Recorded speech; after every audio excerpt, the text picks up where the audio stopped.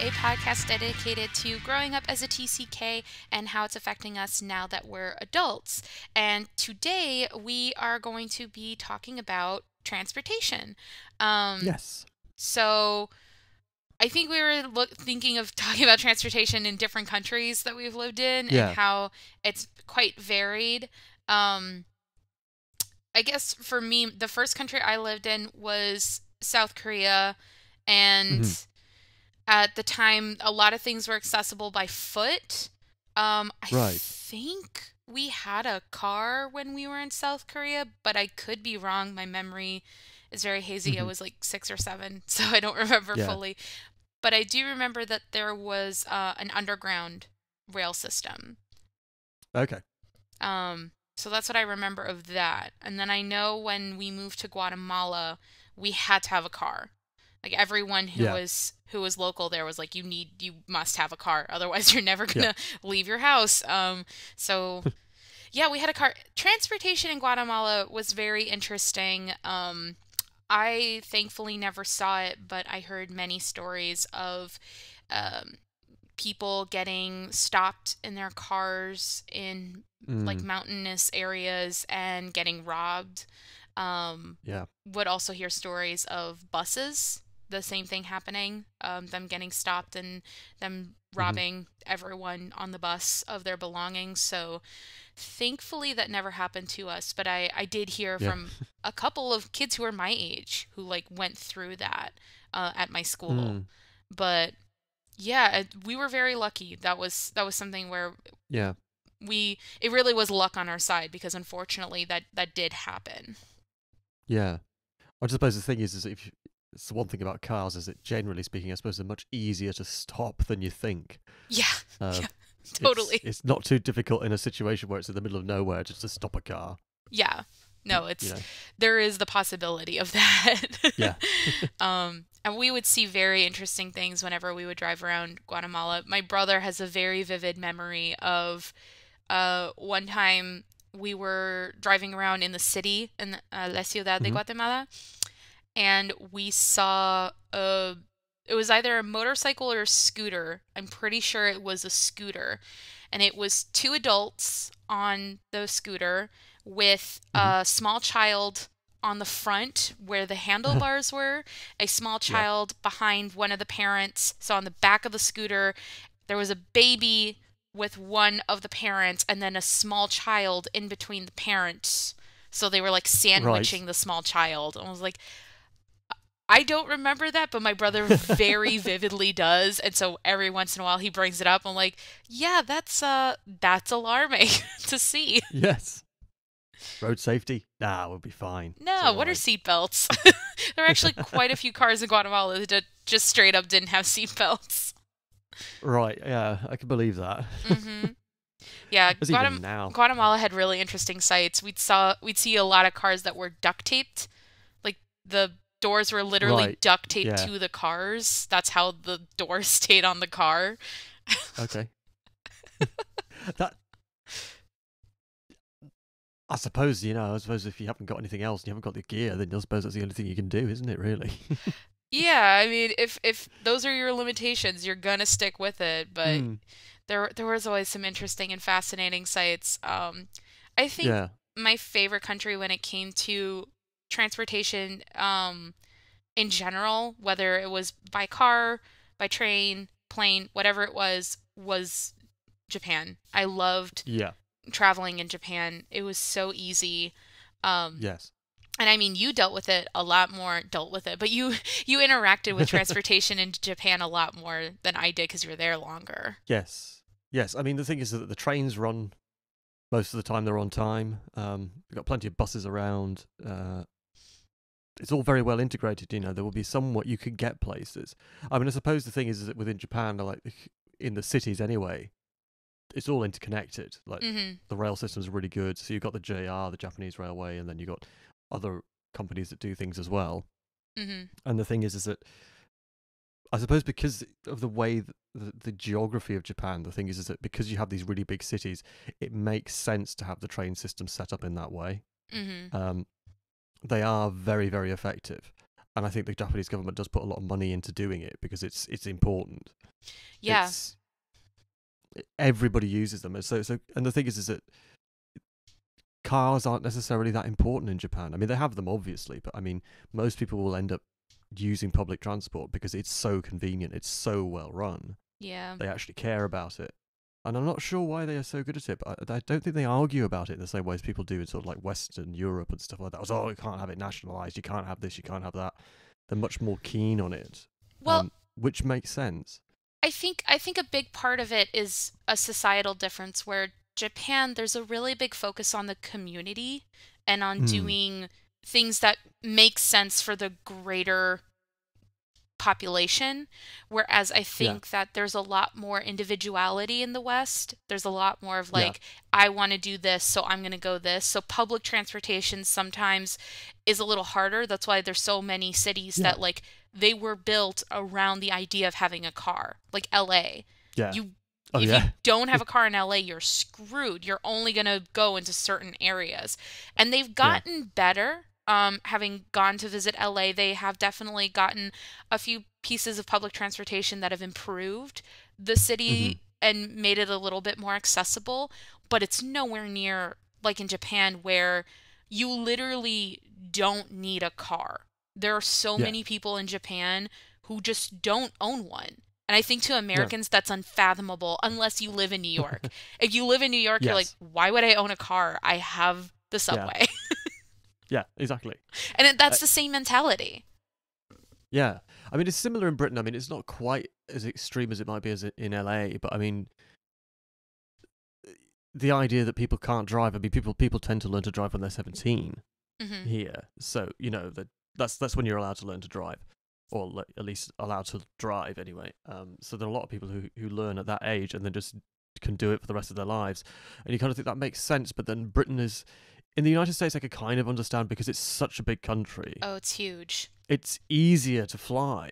I mean, Hmm. or to drive. I mean, I suppose they do have the cross country trains and stuff, but it's Yeah, they're not as frequent. You don't really hear as many yeah, people taking cross-country trains. Most of the time, there's this kind of like not myth, but there's this narrative of doing a cross-country road trip.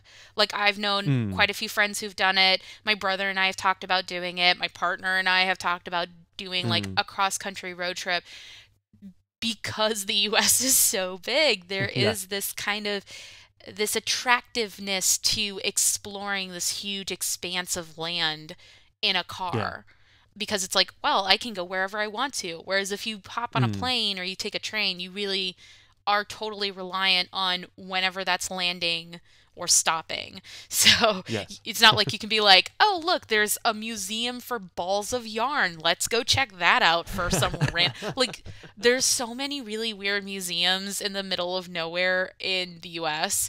And I think yeah, that's probably one of the things that attracts people to doing cross-country road trips is like there's a really famous I don't remember in what state it is, but there's a really famous art piece where someone took all these abandoned cars and then hmm, placed them vertical so that they're standing like on their headlights, and right, yeah, it kind of looks like a long row of just these cars in a line.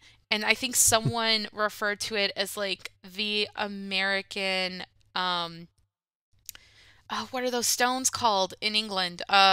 not Stonehenge. Yeah, they were like, this is the Yes, American Stonehenge. It's just a line of abandoned painted cars in the middle of nowhere because there's oh no, space. It's so yeah, yeah, weird. it's quite a cool idea actually. What are you But gonna do with them otherwise? They're just gonna yeah, go exactly. Yeah, bad. Well, yeah, not bad, but you know. they're not going to work anymore. They're already broken. Yeah. They're no use to anybody stood on their tops. Not going anywhere. Yeah, I definitely see the attractiveness towards having a car. We have a car Mm, right now, and I don't mind it. I definitely do miss, though, living in cities where public transportation is a bigger part of life.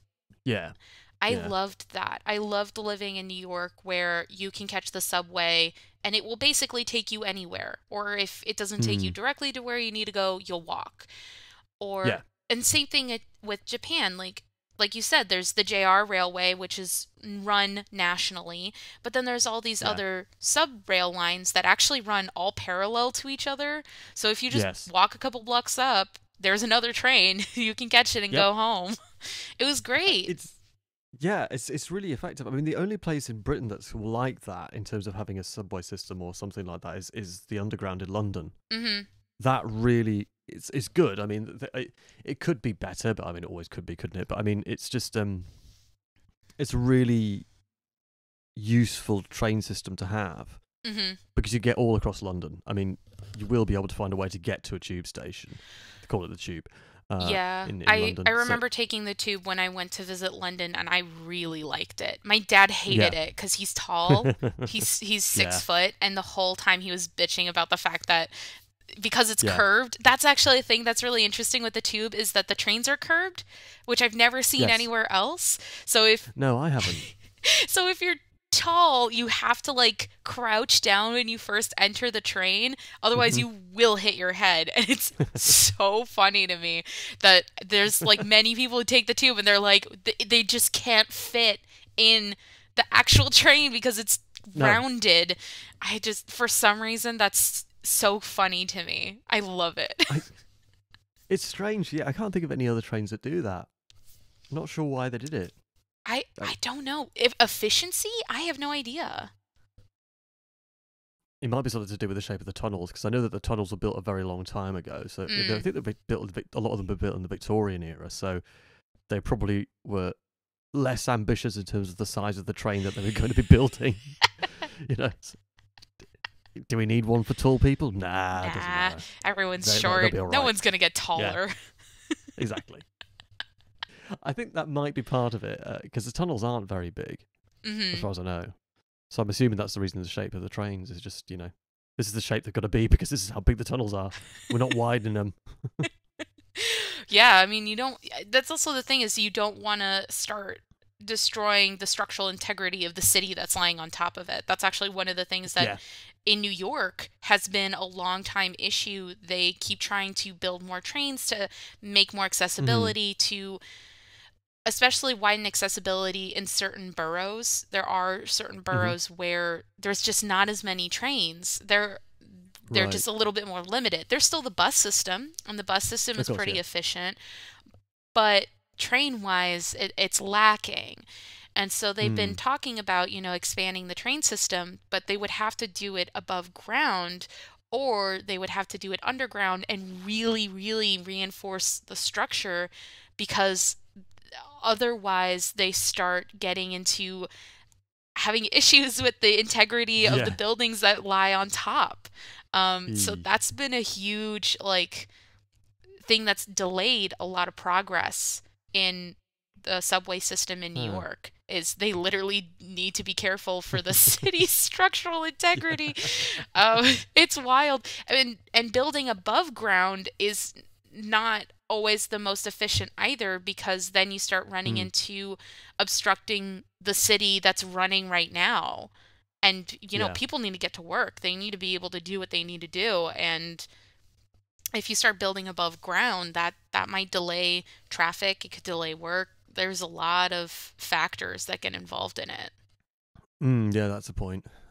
That's, it's a funny one because the people have just been discussing this sort of stuff in Britain anyway because they have the thing is like there was I cannot remember in the 1960s I think it was there was a huge program to remove huge numbers of train stations and rail tracks and stuff like that Hmm. because they basically said, oh, they don't make money, so we won't bother with them anymore. And so there are places in Britain you could go where there's just this train station There's with no no train tracks, that nothing. stops. Yeah, no, but they've taken the tracks up and everything. They've left all the stuff apart from the railway lines. That's So so weird. yeah, there's like one I think about 14 miles from York, from York where I'm living. It's in Stamford Bridge, and you can see there's like the old viaduct Hmm. and a train station, or what was a train station, and it's just still there. Like, and Whoa. they haven't built over it or done anything. It's just still there. That must where be a the really cool space to like take photographs at because it probably looks it's weird. super abandoned. Yeah, I mean, I don't know if they're still there, but I mean, it was last time I was there. It's just an interesting experience. But I mean, like loads and loads of places got left behind in Britain because they took up the transport systems, and now people are thinking like, well, why don't we put them back? uh, you know, 60 years later, everyone goes, yeah, maybe we should put them back. Yeah. What a waste of money. Oh my Yeah, gosh. but it's interesting because I think certainly like in Britain, because it's the same with the cars and stuff like that. People don't think about public transport in the same way. I mean, there are plenty of buses around York and stuff like that, but then New York's a very sort of touristy type town, Mm-hmm. that sort of thing. So you're gonna want the buses because you can move people around very easily. People want to come into York and stuff like that. Mm-hmm. It's a bit of a rail hub in a way. I mean, it's interesting because a lot of trains pass through York and they will head off to places like London, Edinburgh, Leeds, which isn't too far away. Places like that. Mm-hmm. Also go to Manchester as well and Liverpool. So I mean, York is a rail hub, but it's just interesting that there used to be railway lines nearby that have just been taken up to smaller villages and stuff like that. I Mm-hmm. mean, it's only a short distance away, but I mean, the thing is that it can be a problem for people in sort of like remote areas. I think it's the same in Japan though, where they've started removing some of the older stations and placing new ones in other places where it would be more useful. Mm-hmm. Which I suppose kind of makes sense, but then again, at the same time, you do worry that some people will be left kind of abandoned in the Yeah. middle of nowhere. I do remember hearing a story where in Japan there was a train station that was going to be demolished because there was Hmm. almost no one using it anymore, but they delayed the demolition of the train station because there was one student who took the Hmm. train to go to school every day. And Right. until they graduated, they kept that train running so that the student Really? could take the train every day. And then once she was graduated, they took it down, but no one else took it. It was just her. I remember hearing that Wow. story. I was like, that's so Japanese. It really is. Yeah. It's like so quintessential Japanese. Um, I love It's just that. it's good though that they would think to do that because I mean you wouldn't hear of that happening in Europe or No, well maybe some areas of Europe, but you wouldn't hear of that in sort of like Western Europe or the United States. no. You'd just be They like would be tough. like, that sucks. Go catch a ride. Like, grab a cab. Get someone to give you a ride. Yeah. Or Um, walk to the next one. yeah, exactly. Yeah. Um, but yeah, no, I think when it came to transportation in Japan, I always enjoyed how clean it was, how Yes, that's true. efficient it was. Hmm. Um, and honestly, not all that expensive when you really think No. of, you know, the amount of labor that goes into keeping those trains running. It Yeah. really wasn't all that much. Even the private rail systems were usually pretty close in price to the JR line. Yes. Um, and actually, something I want to recommend for anyone who's going to Japan, do yourself a favor and get a JR pass. If you're going to be in Japan, you're Yes. traveling around, there's a thing that you can purchase in advance, the JR pass. I don't know what the price is. The last time I got it was like $100, €100. I don't remember. Hmm. But it basically gives you a certain time period during which you can travel using only JR Rail. If you use any other railway, you'll have to pay for it. But you can use Mm. JR Rail and most Shinkansen, which are the bullet trains, Yeah. without having to pay extra, which That's is good. That's really good. awesome. And it really racks up very quickly. So, like, the Hmm. reason I know this is when I was graduating from high school, my friend and I decided that we were going to go to Japan as like a senior trip. And one of the Yeah. things I insisted we get was the JR Rail Pass. And I think within a week, we Hmm. like made the difference. Where it was like, Right. okay, like if we hadn't gotten the JR Pass, we would be spending over the amount that we paid for it. So it really Yes. worked out in our favor.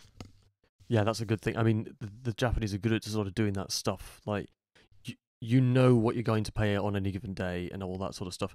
In Britain, it gets a bit weird. Like, it's like if you buy tickets a long time in advance, then you get them cheaper and that sort of thing. But I mean, I think I like the Japanese system because you know whether you buy it in advance or you buy it on the day, it's going to be the same price. Mm-hmm. You know what it is one way, you know what it is on the way back. They don't do that thing of like going, oh, well, if you get a return, it's this and that and the other.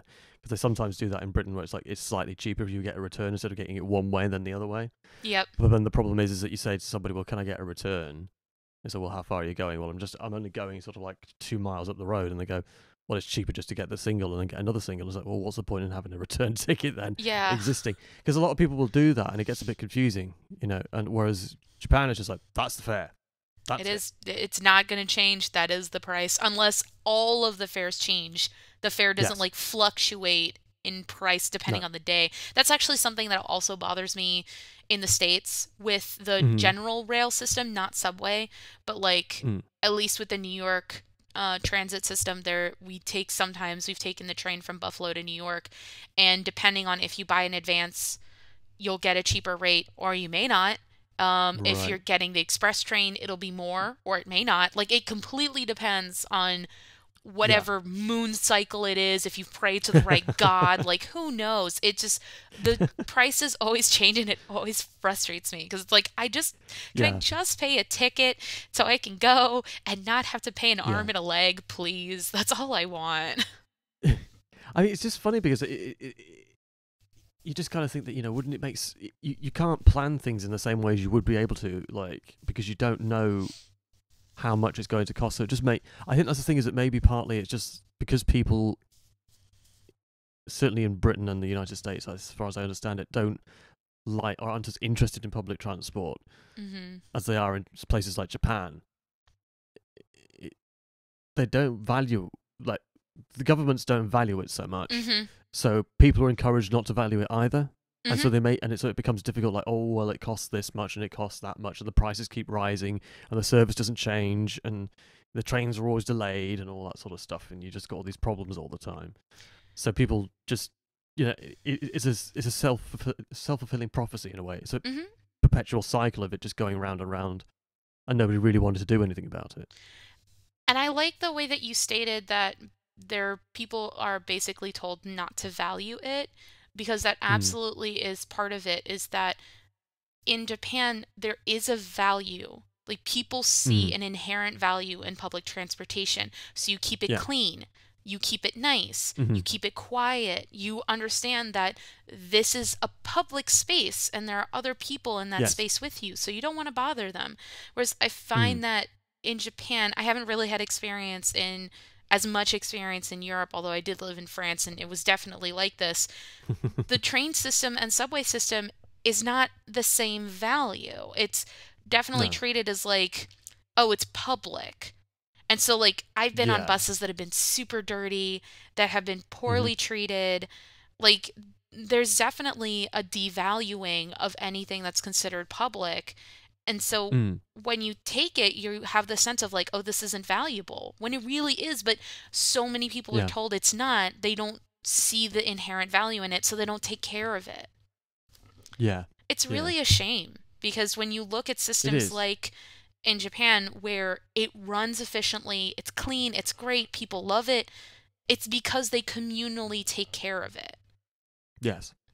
It's not Yes. someone going around going, this is what you have to do. It's like people just inherently know that we all use this, let's take care of it together. Yes.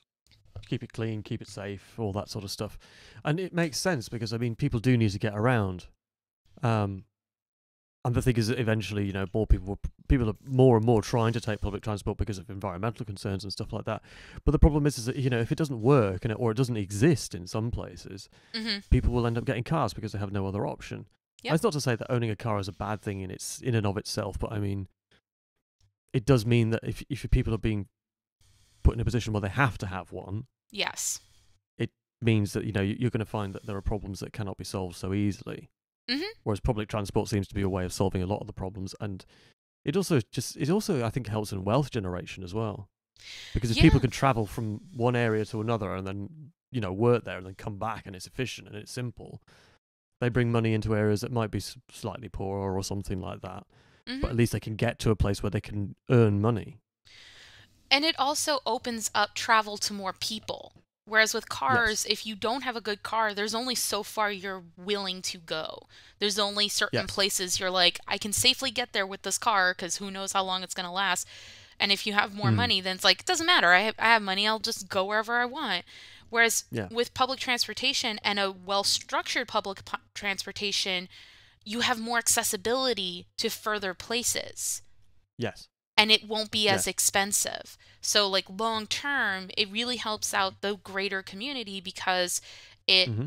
it makes it so that there's more things that you can do and generate and spread wealth to various areas. I'm a big fan of public transportation, if no one can tell. um, Actually, the only thing we haven't talked about, which is huge for TCKs, is planes. I mean, we are going to have an That's true. entire episode completely dedicated to planes. Um, but I'm I don't love them. I don't hate them. I see it as a Mm. tool to get from point A to point B. Yes. If I'm given the choice, I would actually rather take the train. Yeah. I mean, if, for example, if I was going from Britain to France, definitely it would be better to get Oh a yeah. train. I mean, because you can do it because of the Channel Tunnel. And then to travel across Europe, yeah, definitely a train. Like, Mhm. I mean, because I don't drive and I don't have a car. So basically, my only option is to get either to fly over the Channel to Europe or to get a train. I mean, Mhm. obviously, you're going to the US, you'd have to get a plane, or you could get a boat, but I mean, that would take a bit of a while. But you could do it. Get in a cargo ship. That's the one thing I haven't done too much of is Mm. boats. I've been on a couple ferries. There's been a Yeah, couple same trips we've here. taken, especially when we were living in Guatemala. We Mm. would take ferries where you could drive your car on it. It would take you across Yeah. the river and then you could keep driving. Um, I did something similar with my family actually in Japan when we went to Hokkaido. It was like Yeah, yeah. a sleeper ferry where you could Right. Yeah, yeah, yeah. park your car and then you could rent out a room and sleep Yeah. overnight and then when you got there in the morning you could just keep driving. It was awesome. It was really cool. Yeah. My brother was I've... super sick. He doesn't do well with boats or any like No. motion stuff, so he was very Right. ill. Um, Oh dear. but yeah, I not. Because Go ahead. I've been on ferries to France before, like, so go there and come back, obviously. I mean, the one thing, and it's quite nice. So the first one when I was over there was overnight, and the next one was throughout the day, which is interesting to see, sort of like be at sea and see it. And the thing on the way back was there was a bunch of dolphins that came along and swam beside the ship, so that was good fun. That Oh, is that's one thing really about ships. cute. You wouldn't see that on land. I mean, unless something really weird was happening. Um, but dolphins just rising out of the earth. That would be weird. The new science fiction novel coming this summer. Yeah. Oh Dolphins yeah. on land. That would be cool. It's like the new version of Sharknado. Terrible film. But more docile. Yeah. Um, but yeah, I like ferries. I don't mind them. I think they're very useful. I actually took Mm. the ferry as well from Calais to Dover. I think the All first right. Yeah. time I went to England, the very first time I went Hmm. to England, I took the ferry from Calais to Dover. And I remember getting Mm. close to Dover and I was like, wow, that's white. And Yes. they were like, yeah, that's chalk. And I was like, it's very white. There's Yeah. some white cliffs right there. And I remember Yep. telling my dad when I came back home, and he was like, yeah, they're chalk cliffs. Of course they're white. What are you talking about? I was like, I didn't know. Yeah. That's the one thing about Dover is interesting because you've got Dover Castle that sits right above the city. It's so well, I don't know if Dover counts as a city. I suppose it does count as a city, but it's just an interesting thing to come in there and just go, "Yep, the English really didn't want the French here," and now it's the and now it's the main gateway. It's the main port in terms of trade and travel and all that sort of stuff. So it's interesting. Yeah, Um, it's so wild how like things have mm, changed over history. yes. The English were like, "You are staying out of our country," and now it's like, "Well, come in. We'll And now take it's your gone back to the way customs." it And was. now it's back to the way it Yeah. was. Oh man. But But yeah, yeah. I think for me when it comes to transportation, a big thing with traveling to somewhere you've never been before. This is for anyone Hmm. who's not a TCK or is a TCK and is going to a country they've never been. It's always good to check with people who live there or who have lived there and know what Yes. works within the local economy so you have an idea. Because, like, for example, when I went to visit my family in Algeria, I Yeah. didn't really ask them in advance what local transportation was like. And so when I got there, I realized that it was either taking shuttles to go to certain places with other Hmm. people that worked within the embassy or walking because there wasn't Right. really public transportation. Everyone had their own car and Yeah. I couldn't drive there. So that was a mistake that I made where I was like, if I just asked, that would have helped me out. Right. Yeah. Yeah. Yeah. It is important to kind of think about because different countries will do different things. I think certainly for me coming to Britain in terms of like getting public transport is a surprise as I started to do it more, like how different it was from Japan because Japan is just probably second to none in terms of its transportation in terms of public transport. Mhm. Um, Britain is definitely not the worst in the world, but it is not as good as Japan by any stretch of the imagination. I Uh, I haven't been to other countries in East Asia or Southeast Asia. I don't know what their public transportation is like, but I mm, would say compared to Western public transportation, I think Japan is far superior in terms of oh yeah, cleanliness, price, efficiency, timeliness, like all of those. It yeah, blows everyone out of the water. yeah, and it's just astonishingly convenient. It's astonishingly convenient as well. I mean, even their buses are good Mhm. because they're all over the place as well. You can get buses all over the place. Yep. It, I mean, certainly traveling around Kyoto, you would have like the two options because they have their own subway system there, but you could Mhm. also just get buses. You know, get a Kyoto station, get on a bus, and off you go. Oh my It's gosh, I have a really pretty funny, it easy. just like came back to me. I have this really funny story of we were in Osaka and I think we Hmm. got off at the wrong train station and we were wandering around. I think we were trying to find Osaka Castle and my Yeah. mom is very poor when it comes to directions and I don't know why she was like trying to lead us to the place and we just couldn't find it and finally my mom, who's the only person who can speak Japanese at the time, Mm. finally decided to stop and ask this very small, petite Japanese older woman. And she said, Yeah. in Japanese, she was like, "We're lost. We don't know where we are." And we were not ready for this because we were told when we moved to Japan, people don't like touching you. They will not touch you. Hmm. This older lady grabbed my mom's arm and just Hmm. basically like pulled her until we got a block away from Osaka Castle. And then she was like, "It's right there." And then bowed to Right. us and walked away. And we were like, okay, thank you. It was the weirdest The travel books were experience. wrong. Oh my god. It was incredible. It was like one of the only Yeah. times in Japan where someone like physically was like, follow me. And my mom was like, okay, Yeah. I'm along for the ride. We're gonna get there though. It's all right. Oh my gosh. You were talking about Kyoto and it just like flashed at me. I was like, oh my God, this Yeah. memory. Oh my god. That's it's quite. I don't think that's ever happened to me in Japan after 18 years. That's a bit interesting. I know. It was like Yeah. this one time, and this was within our first like couple months of living there. So we were Right. still no, this our that was our first couple months starting to live in Kobe. So we had Mm. already did 1 year in Yokohama, but still like our language skills Right. Yeah. were not the best. And so my mom was just like, help us. We don't know where we are." This old lady just grabs us and takes us there. We were like, "Oh, thank you." Feels kind of scary, but okay. Yeah. Fair enough. At least you knew where it was. I know, right? That would have been terrible. It's like, I'm just going to drag you along until you realize that I'm just making you more lost.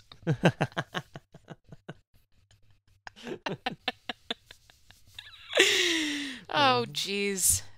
We were very trusting people. I mean, Japan it's very safe. So yeah, that's that is true. also the other benefit of taking public transportation is that it is incredibly safe in Japan. I Mm. very vividly remember being on the train around like 11 o'clock at night. I was with my parents and my Yeah. brother. And again, another older woman was sitting at the end of the cart. and she pulls out an envelope, takes out what's like thousands of dollars worth of Right. money, Japanese yen, and is counting them. Just like in plain sight, counting like thousands of dollars worth of money. And I couldn't stop Right. staring. My mom was like, stop looking at her. I'm like, someone's going to rob her. And she was like, it's Japan. No one's going to touch her. And no one went close to her. No one even spoke to Nope. her. She just put her money back in her envelope, closed it up, put it in her bag, and got off. And I was just shocked. I was truly like amazed that no one even like thought to say like, hey, maybe don't count your money in public. It like Yeah. wasn't even a thought in their minds. They were like, it's Japan. It's a public train system. You're fine. I'm like, okay, just count thousands of Yeah. dollars worth. That's cool. Yeah. Yeah. It's just it's amazing, really. Just I bringing back memories now. Well, that's kind of it for today's topic on Hmm. transportation. We definitely are going to do one that's all specific to planes because that's an experience in itself. Hmm. But I do want to thank you for listening to this episode. We're so grateful for all the people who've been listening to our past episodes, our present episodes. It really warms our hearts. If you want to leave us a review or a comment, absolutely feel free to do so. Please subscribe. We are on Spotify, Apple Podcasts. We are on YouTube. And hopefully soon, fingers crossed, we will have a Facebook group, which we Yes. absolutely encourage you to join. And we're also on Twitter. It's at Passport NECESS1. And that's what we have, Hmm. and that's what we're going with. Yep. But yeah, thank you so much for joining us today, and we'll see you next time. Bye. Bye.